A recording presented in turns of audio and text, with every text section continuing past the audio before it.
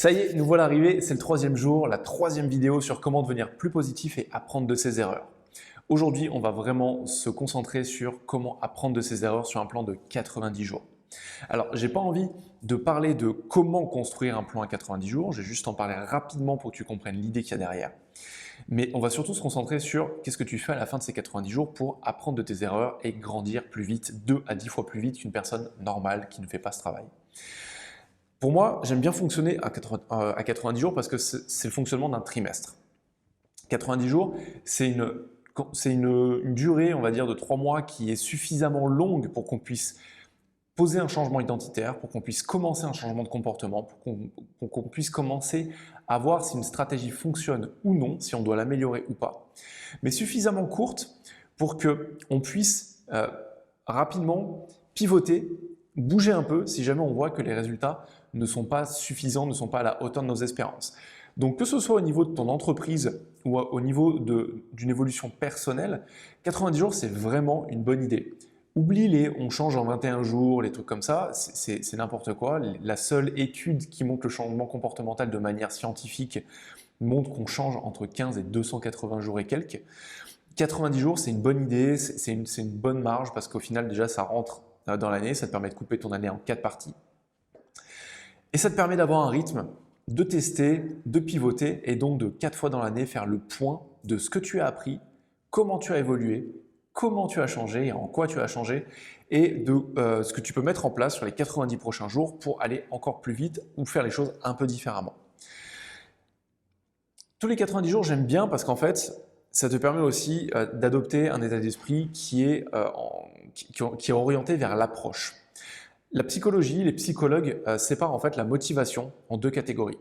Soit tu es orienté, tu as une dynamique d'approche où tu t'approches des choses, tu vas dans leur direction, soit tu as une dynamique d'évitement, tu es motivé par éviter. Par exemple, ce matin, j'ai pris mon téléphone pour aller sur Instagram parce que je devais répondre à un message. Et j'ai vu que j'ai perdu 5-6 minutes à regarder un peu mon feed. Il n'y a rien de pire. La question c'est qu'est-ce que j'évite quand je fais ça? Pourquoi est-ce que je perds mon temps?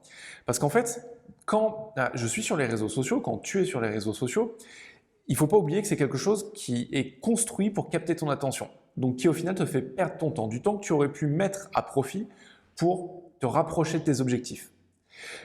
Quand tu es orienté approche, quand tu veux t'approcher de tes objectifs, tu es motivé intrinsèquement par, ou tu es plutôt tiré en avant par l'atteinte de ces objectifs. Quand tu es dans une dynamique d'évitement, en fait, tu essaies d'éviter quelque chose. Et la majorité des recherches aujourd'hui le montrent, c'est que quand on est sur les réseaux sociaux, quand on fume une cigarette, quand on va boire un verre d'alcool, quand on fait quelque chose en fait qui est un pacifieur, comme on appelle en psychologie, on est là pour pacifier une émotion qui survient, un sentiment qui survient. Donc souvent, par exemple, je prends l'exemple de la cigarette parce que ça parle à beaucoup de personnes, quand quelqu'un va fumer, effectivement c'est parce qu'il a l'habitude d'aller fumer, mais c'est surtout parce qu'en fait, le moment où il a envie d'aller fumer, il ressent peut-être une légère frustration, un peu de colère, un peu de déception. Il y a une émotion qu'il n'a pas envie de confronter qui va faire qu'il va aller fumer. Ça se passe avec les réseaux sociaux, ça se passe avec, je prends l'exemple des sneakers, de la nourriture industrielle, les trucs bien gras, bien lourds, bien sucrés qu'on va manger, les gâteaux, les bonbons. Tout ça, en fait, on le fait pour pacifier nos émotions. C'est la bouffe doudou, comme certains psychologues l'appellent. Mais tu vois, ce qui est intéressant, c'est que la motivation, c'est ton motif à passer à l'action. Le motif à passer à l'action. Donc, soit ton motif pour passer à l'action, il est d'aller en direction de tes objectifs, soit il est d'éviter certaines situations. Les 90 jours, c'est intéressant, parce que comme je te disais, c'est une bonne trame de temps. C'est un bon timing pour changer de comportement. Et quand je parle de comportement, j'ai même envie d'aller un peu plus loin, j'ai envie de parler de changement d'identité. Parce que dans 90 jours, si tu te fixes un objectif, tu seras une personne totalement différente que celle que tu es maintenant. Et le changement identitaire, il se passe en 2 étapes, enfin il est plutôt la somme de 2 choses, l'histoire que tu racontes de ta vie en général, de ton passé, et les valeurs que tu as dans la vie. L'histoire que tu te racontes par rapport à ton passé, c'est celle qui va définir ce que tu penses de lui aujourd'hui. Je ne sais pas si j'étais bien clair. Notre passé, tu vois, comme je le disais dans la première vidéo, les théories déterministes de la psychologie des années 1800-1900 partaient du postulat qu'on était aujourd'hui dans le présent la somme de tout ce qui s'est passé dans notre passé. C'est redondant, mais c'est pas grave. On est la somme de tout ce qui s'est passé avant, notre passé nous définissait. Sauf que la psychologie positive, avec l'arrivée de chercheurs comme Daniel Goleman, Daniel Gilbert et d'autres personnes, et aussi les travaux de Viktor Frankl, qui est donc un psychiatre très connu, tu en as peut-être entendu parler, qui a survécu à l'Holocauste, qui a dédié sa vie justement à la recherche de la motivation et de l'identité. Et justement, ce qui faisait que certaines personnes survivaient et certaines ne survivaient pas. Qu'est-ce qui faisait qu'en fait lui avait survécu à l'Holocauste et d'autres personnes non. Et il s'est rendu compte, lui et d'autres chercheurs, qu'on est en fait confronté à la manière dont on aborde les choses qui nous arrivent. Et que le discours qu'on va construire autour de ce qui nous est arrivé dans le passé va effectivement impacter qui l'on est dans le présent. Et ce qui est notamment intéressant là-dedans, c'est que c'est pas figé. C'est qu'on peut parfaitement reprendre les événements du passé, et plutôt que d'essayer de comprendre pourquoi ils sont arrivés, quelle était leur signification, qu'est-ce qu'ils ont essayé de nous faire apprendre, comment est-ce qu'on peut les soigner, c'est juste de faire la paix avec eux, de les accepter. Tu vois, il y a Dan Sullivan, j'en parlais hier, qui parle de cette dynamique de gain ou d'écart. Soit tu es dans le gap, soit tu es dans le gain.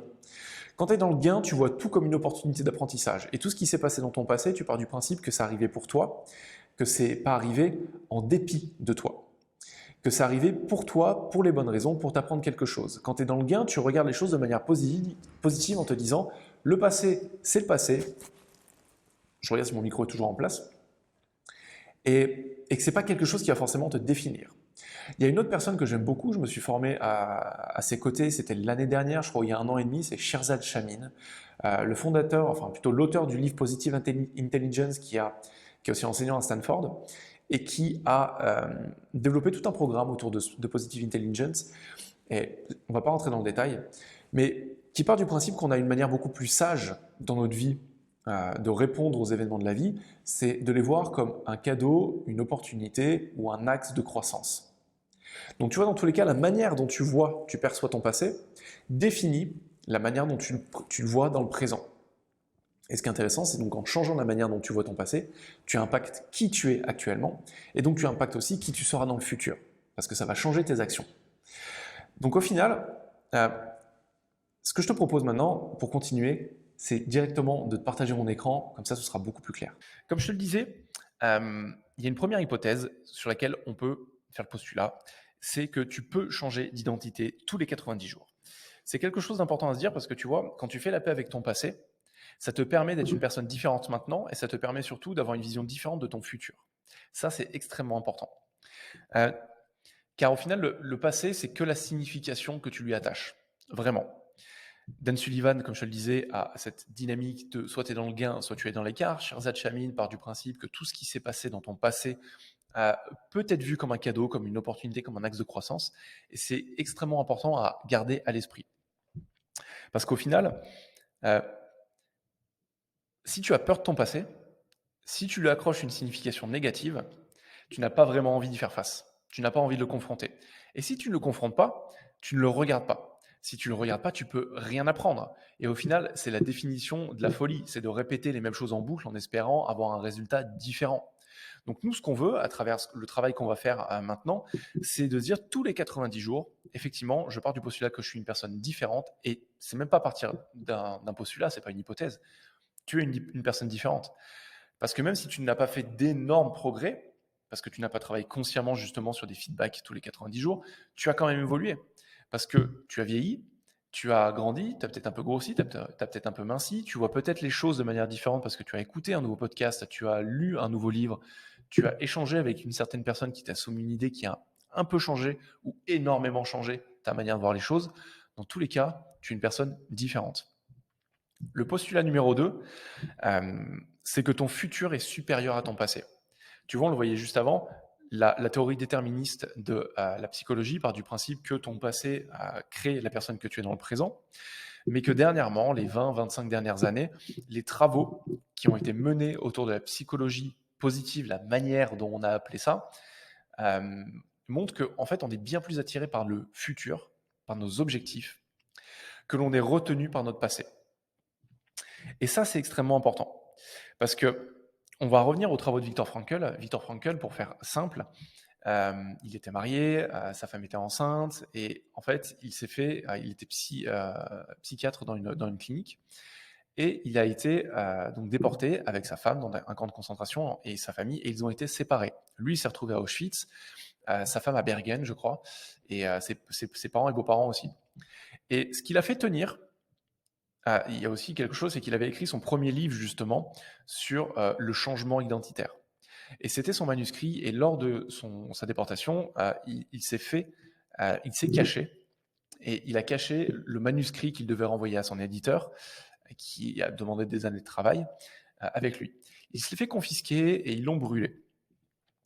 Il avait deux objectifs qui l'ont fait tenir, c'est je veux absolument réécrire ce livre, parce que pour moi c'est le travail de ma vie, même s'il avait une trentaine d'années, et qu'il aidera l'humanité. Et je veux absolument retrouver ma femme et ma famille. C'est plus important que tout pour moi. Et en fait, il a fait l'expérience pendant les mois ou années, je connais pas exactement la durée, mais dont il a été en camp de concentration, de voir ce qui faisait tenir et ce qui faisait craquer les personnes.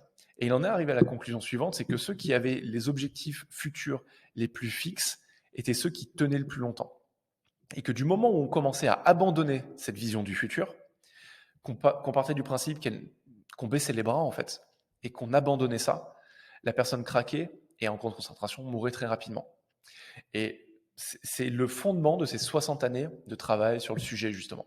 C'est de se dire, le futur, un futur clair, un futur qui nous fait vibrer, un futur qui nous attire vraiment, est quelque chose qui va avoir un pouvoir d'attraction bien plus puissant que le pouvoir de rétention de notre passé. Et ça, pour le coup, c'est quelque chose qu'il faut avoir en tête. Parce que quand tu pars du principe que ton futur a plus d'attraction, un pouvoir d'attraction supérieur au pouvoir d'attraction de ton passé, tu as vraiment envie de déterminer quel est ton futur. Qu'est-ce que tu veux? Qu'est-ce qui te fait vibrer dans la vie? Qu'est-ce qui te fait vibrer dans ton entreprise? C'est quoi le cap de ta boîte sur les 3, 5, 10 prochaines années? Le cap qui te fait kiffer. Dans ta vie, pareil. Qu'est-ce que tu veux vivre? Quelles expériences tu veux faire? Et ça, c'est hyper important parce que le seul truc qu'il y a entre tes objectifs et toi, c'est la définition que tu accordes à ton passé. Parce que la définition que tu accordes à ton passé, par contre, elle joue au niveau de ton identité. Tu te souviens, ton identité, c'est l'histoire que tu te racontes sur ton passé et les valeurs pour lesquelles tu te bats au quotidien. Quelles sont les valeurs que tu soutiens dans ton entreprise? Quelles sont les valeurs que tu soutiens à titre personnel? Quelles sont les choses auxquelles tu accordes de l'importance et de la valeur? Quels sont les modèles mentaux sous lesquels tu fonctionnes au quotidien? Ensuite, il y a une hypothèse numéro 3, c'est que tu n'es pas la même personne dans le passé, même il y a 90 jours. Ça, c'est extrêmement important. Parce qu'au final, on ne peut apprendre qu'en se disant la vérité. C'est pour ça qu'on va faire cet exercice de 90 jours. C'est pour ça que je vais te partager les 5 questions à te poser, le feedback à te faire tous les 90 jours. Parce qu'au final, si tu ne fais pas cet exercice, tu ne peux pas apprendre de tes erreurs. Et parfois, la vérité sur notre passé, sur nous, sur ce qu'on fait, sur nos comportements, sur pourquoi est-ce qu'on s'auto-sabote, sur pourquoi est-ce qu'on n'a pas atteint l'idéal de vie qu'on souhaite, tout ça n'est qu'à la distance de la vérité que tu vas te raconter. C'est pas forcément simple, c'est pas forcément évident de se confronter à la réalité. Moi, je fais l'exercice récemment parce que je dois être totalement transparent. Aujourd'hui, j'en suis absolument pas là où je suis par rapport à ce que j'aurais espéré à mon âge et par rapport au fait que ça fait 4 ans que j'ai lancé mon entreprise. Est-ce que ça me rend triste? Pas du tout. C'est un fait. Le fait de l'écrire, le fait de se confronter à ce feedback, c'est pas évident. C'est un vrai travail. Néanmoins, c'est ce qui va te permettre d'avancer. Alors, maintenant qu'on a dit ça, il faut se confronter à ces premières questions. Et vraiment, la qualité de ton focus au quotidien, la qualité de ton attention, elle va déterminer la qualité de ton temps, de la manière dont tu le gères et des bénéfices dont tu en retires. C'est pour ça que ces questions sont importantes. La première question, donc, quels ont été tes plus grands axes de progrès sur les 90 derniers jours? Donc là, tu vois, je tourne cette vidéo, on est le 31 mars. Donc c'est le parfait moment pour faire cet exercice. On est à la fin du premier trimestre de 2023. Quels ont été tes plus grands axes de progrès sur les 90 jours? Sois précis. Ça peut être tu as progressé, tu as acquis une nouvelle compétence, tu t'es remis au sport, tu as créé une nouvelle habitude, tu es avancé, il faut que ce soit des trucs tangibles, tu as avancé vers tes objectifs personnels ou professionnels. Ta boîte a augmenté son chiffre d'affaires, tu as développé ton équipe ou tu as décidé de prendre plus de temps pour toi. Tout ça, ce sont des choses concrètes, sois précis. La question numéro 2, celle que tu peux te poser ensuite, c'est en quoi est-ce que tu es différent de ton toi passé il y a 90 jours? En quoi est-ce que tes modèles mentaux ont changé? En quoi est-ce que ton dialogue interne a changé? En quoi est-ce que tes habitudes ont changé? En quoi est-ce que physiquement tu as changé? En quoi est-ce que mentalement tu as changé? Quelles sont les pensées qui habitent plus ta tête? Est-ce que tu es plus positif? Est-ce que tu es plus motivé? Est-ce que tu es mieux organisé? Tout ça, ce sont des choses importantes. La question suivante, c'est est-ce qu'il t'est possible, qu'est-ce qu'il t'est possible maintenant de réaliser qu'il ne t'était pas possible de réaliser il y a 90 jours? Parce que vu que tu as changé, vu que tu as acquis certaines compétences, vu que tu as développé un certain état d'esprit depuis les 90 derniers jours, qu'est-ce que le nouveau toi, au final, peut faire maintenant qui n'était pas possible ou beaucoup plus difficile de faire il y a 90 jours? Pose-toi cette question. Vraiment, je t'invite à tenir un journal, à le faire à l'écrit, et tous les 90 jours, de prendre le temps, même une demi-heure, une heure, enfin ça peut être 5 minutes ou ça peut être 60 minutes comme tu veux, mais prends le temps de te poser ces questions. Parce que la qualité des réponses que tu y apporteras impactera directement la qualité, ta qualité à apprendre, ta capacité plutôt, excuse-moi, à apprendre de tes erreurs. On continue avec la question numéro 4, c'est comment est-ce que tu peux atteindre maintenant 2 à 10 fois plus de valeur et de progrès dans les 90 prochains jours? Alors je sais, ça peut paraître un peu bold, un peu ambitieux, mais il faut l'être. Parce que, comme on l'a vu juste avant, les travaux de Viktor Frankl, de Dan Sullivan, de Dan Gilbert le montrent, c'est que la qualité de la vision que tu as de ton futur va déterminer la qualité des actions que tu vas mettre en place dans le présent. Donc, je ne vais pas dire plus tes objectifs seront ambitieux, mieux c'est, mais il y a un fond de vérité là-dedans. Mais néanmoins, plus tu as une vision claire de tes objectifs dans le futur, plus tu vas te mettre en marche pour les atteindre. Et par contre, il y a vraiment une dichotomie à avoir là-dedans. Qualité versus quantité. Tu connais la loi de Pareto, 80% des résultats qu'on obtient proviennent, excuse-moi, je me rends compte que je marche sur mon micro, proviennent des 20% d'actions que tu vas mettre en place. Là, ici, vraiment, ce qu'on veut, c'est se focaliser sur la qualité. Plus tu seras focalisé sur la qualité de ce que tu mets en place, donc tu vas couper 80% de l'histoire que tu te racontes de ton passé, des choses que tu fais actuellement, des personnes que tu fréquentes actuellement.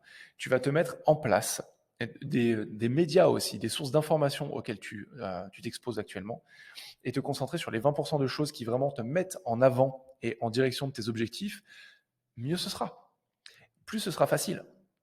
Tu vois, il y a c'est Zig Ziglar qui disait on est la somme des 5 personnes qu'on fréquente le plus. Mathieu Stéphanie, dans le podcast Do It Yourself, a repris ce slogan en effigie de son podcast. Et c'est vrai, les personnes qu'on fréquente, je ne te dis pas de couper les relations avec tes amis d'enfance, avec tout ça, j'aime pas du tout cette philosophie. Mais par contre, te dire que la majorité des personnes que tu dois fréquenter pour atteindre tes objectifs doivent être soit dans la même dynamique, soit en avance sur toi dans ces objectifs. Tu dois pouvoir avoir des personnes qui sont passées par là où tu es actuellement et qui t'aident, qui te qui challenge ta pensée, qui challenge ta manière de faire, qui challenge ta manière de t'organiser, qui te font voir les choses que tu ne vois pas actuellement. Parce qu'en faisant ça, en ayant ces personnes à tes côtés, tu peux effectivement doubler ta croissance tous les 90 jours ou la décupler. Parce que quand tu fais la paix avec ton passé et que tu te focalises sur les choses actionnables qui te mettent en direction de tes objectifs, là, tu avances extrêmement vite. Quand tu es dans le gain, quand tu adoptes une dynamique où tu es tu te diriges vers tes objectifs, plutôt que d'être retenu par le passé ou d'éviter certaines choses, tu vas beaucoup plus vite que si tu ne faisais pas le travail que tu es en train de faire, si tu ne te posais pas ces questions.